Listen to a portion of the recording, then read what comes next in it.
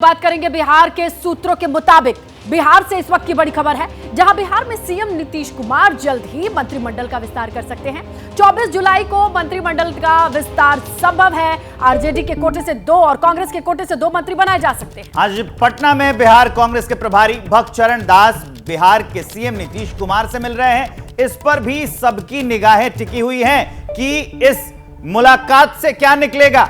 पटना में कांग्रेस के जो प्रभारी हैं भक्तचरण दास, वो मिल रहे हैं नीतीश कुमार से, और खबर यह भी है कि विस्तार के बाद कांग्रेस के कोटे से 2 मंत्री बनाए जा सकते हैं। तो वो मंत्री कौन होंगे? 2 मंत्री आरजेडी के कोटे से भी आएंगे। ये सबसे अहम होगा बिहार की राजनीति में, क्योंकि लगातार ये कयास लगाते जा रहे हैं। ऐसी खबरें बाहर आती रही है संगठन से कि मंत्री बनाने में आरजेडी का दबदबा हो सकता है। तो क्या अभी 2-2 मंत्री बनाए जाएंगे?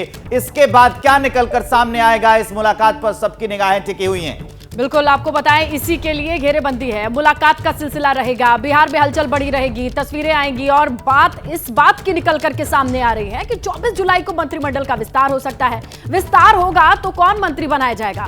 खबर यह मिल रही है सूत्रों से कि आरजेडी से 2 मंत्री हो सकते हैं और कांग्रेस से भी 2 मंत्री बनाए जा सकते हैं। और इसी के इर्द गिर्द आज मुलाकातों का सिलसिला रहने वाला है और बिहार में हलचल बनी रहने वाली है। गठबंधन में किस तरीके से गठबंधन धर्म को निभाते हुए आरजेडी और कांग्रेस के 2-2 विधायक मंत्री बनाए जाएं, इसके लिए चर्चा।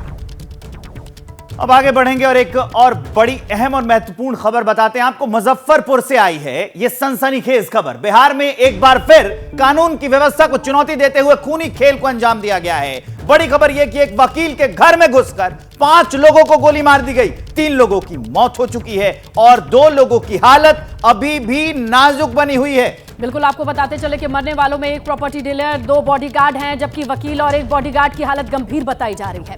आपको यह भी बताएं कि शुक्रवार देर रात 2 बाइक्स पर सवार 4 बदमाश वकील सैयद कासिम हसन के घर आते हैं, गोलियां ताबड़तोड़ बरसाते हैं और उसके बाद यह खबर आपके सामने हम रख रहे हैं कि इस खूनी खेल में कितनी जानें गई हैं। और अभी भी इस पूरे मामले में बताया जा रहा है कि कुछ लोग गंभीर रूप से घायल हैं, उनकी हालत नाजुक है, क्रिटिकल कंडीशन में है।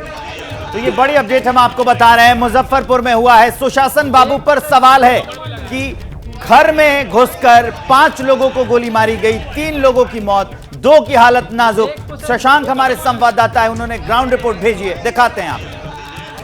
बिहार में अपराधी पूरी तरह से बेखौफ हो गए हैं। पुलिस को उनका डर नहीं है। हर दिन मर्डर, लूट, अपहरण जैसी घटनाएं सामने आ रही हैं। ताजा मामला मुजफ्फरपुर का है, जहां पर घर में घुसकर अपराधियों ने 5 लोगों को गोली मारी है, जिसमें प्रॉपर्टी डीलर, मुजफ्फरपुर के सबसे मशहूर प्रॉपर्टी डीलर आशुतोष शाही है, उनकी मौत हो गई है। साथ में उनके 2 निजी बॉडीगार्ड की मौत हो गई है। आशुतोष शाही अपने 3 निजी बॉडीगार्ड के साथ अपने वकील सैयद कासिम हसन के घर पे आए थे। ये सैयद कासिम हसन अधिवक्ता का घर है। उसी दौरान जो है 2 बाइक पर 4 अपराधी सवार थे, वो घर के अंदर घुसे और ताबड़तोड़ गोलियां बरसानी उन्होंने शुरू कर दी। घटनास्थल पे ही जो है जमीन कारोबारी आशुतोष शाही की मौत हो गई है, जबकि उनके 2 बॉडीगार्ड की मौत जो है अस्पताल में हुई है। जो अधिवक्ता है उनको गोली लगी है, साथ में जमीन कारोबारी का एक और बॉडीगार्ड जो है उसको भी गोली लगी हुई है। दोनों जो है फिलहाल अस्पताल में है, हालत नाजुक बनी हुई है, इलाज जारी है। लेकिन जो प्रॉपर्टी डीलर हैं आशुतोष शाही और उनके 2 बॉडीगार्ड की जो है इस घटना में मौत हो गई है। जो जानकारी मिल रही है, करीब यहाँ पे 30 राउंड गोलियां चली हैं और यहाँ घटनास्थल से पुलिस को 16 खोखे जो है वो मिले हैं। अपराधियों को पकड़ने के लिए पुलिस जो है लगातार छापेमारी कर रही है, लेकिन अब तक पुलिस को जो है वो सफलता यहाँ पे मिली नहीं है। आपको हम बता दें, ये नगर थाना क्षेत्र का इलाका है और यहाँ ये जो घटना हुई है, यहीं पर कुछ साल पहले जो है पूर्व महापौर समीर कुमार को अज्ञात अपराधियों ने गोलियों से भून दिया था। तब भी प्रॉपर्टी डीलिंग से जुड़ा विवाद था और उस घटना का समय भी जो है देर शाम ही था। ये भी घटना जो है देर शाम में हुई है और वो जो घटना थी उसमें आशुतोष शाही आरोपी थे, जिनकी हत्या हुई है कल, और बाद में उनको जो है वो क्लीन चिट मिल गया था। ये जो पत्रकारिता कोई इमोशन नहीं है, ना अपना कोई ज्ञान देना है और ना कोई विचार थोपना है। पत्रकारिता क्या है? पत्रकारिता का मतलब है सही जानकारी इकट्ठा करना और तथ्य बताना। पत्रकारिता आज जितने महत्वपूर्ण दौर में है, शायद पहले नहीं थी। इस दौर से निकलने के लिए सिर्फ सच दिखाने की जरूरत है। वो सच जो आपके हित को आगे रखे। इसलिए अब रात 9 बजे प्राइम टाइम नहीं होगा, ये आपका टाइम है। जगविंदर पटियाल के साथ देखिए पब्लिक इंटरेस्ट सोमवार से शुक्रवार रात 9 बजे सिर्फ एबीपी न्यूज पर। एबीपी न्यूज आपको रखे आगे।